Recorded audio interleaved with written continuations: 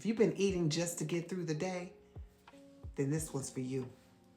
Most people don't really think twice about what ends up on their plate. Not because they don't care, but because of life. You know how life be lifing. It be moving fast. We be trying to catch up. I mean, we're tired. We're carrying so much. And eating sometimes just becomes something else that we got to do. And we do it on autopilot. Not because we don't care either, but because we are coping.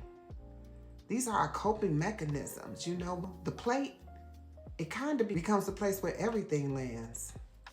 The long days, the things we didn't say, the frustrations, the stress, and even the feelings that we didn't even have time to feel. Those are things that are landing on our plate. Not to mention the energy exchange, which can be exhausting in itself.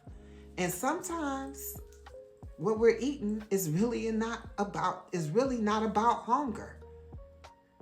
It's relief. It's comfort. It's something familiar in the middle of things that you're unsure about. I mean, I know you've been there.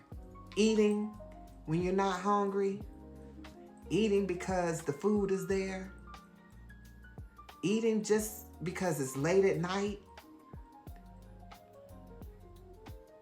And the one that I resonate with the most is eating just to get a quiet moment to myself because I haven't had that all day.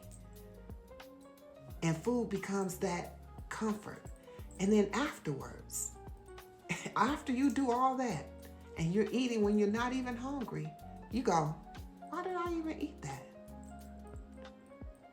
But what if the question isn't, what's wrong with me? What if there's nothing wrong with you? What if the real question is, what am I responding to? What am I responding to? Food doesn't exist for these purposes, and neither do we. Honestly, this isn't about food. When you're eating and not hungry, it's not about the food. We consume all day long. Think about it. The conversations, stress, noise, expectations, other people's emotions. Again, that energy exchange, all of the things that we putting out here. But eventually you got to say, something got to give. Something's got to give. And sometimes the most powerful thing isn't changing what's on your plate. It's not. It's not about your plate. It's just as simple as noticing it. Most of us walk around a blind eye to it. And I mean, not judging it, and we're not talking about fixing it, but just noticing it. Being consciously aware about it. So maybe today isn't about changing what you eat. Maybe it's about asking, what keeps showing up on my plate? And then noticing, when does it show up? And then always asking that question, what is it that I'm responding to? Because here's the thing. This is it right here. Here's the thing. It's never been about rules. There's no right and wrong way to do this. It's more about awareness.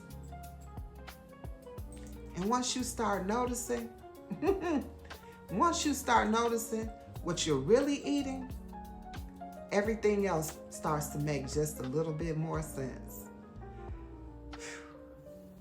And one thing I've noticed, what's on your plate can really feel heavy sometimes. And when that happens, A little reset is always something that will help you out. I'm not talking about fixing it. Remember, we're not trying to fix it because it ain't broke. We're just talking about coming back into alignment with yourself. I mean, that's why I put together this free 7-day mind-body reset. I mean, it's simple, it's easy to follow, and it's something that you can use when you feel a little off and you need to reconnect to yourself. I put the link in the bio if it's something you want to try.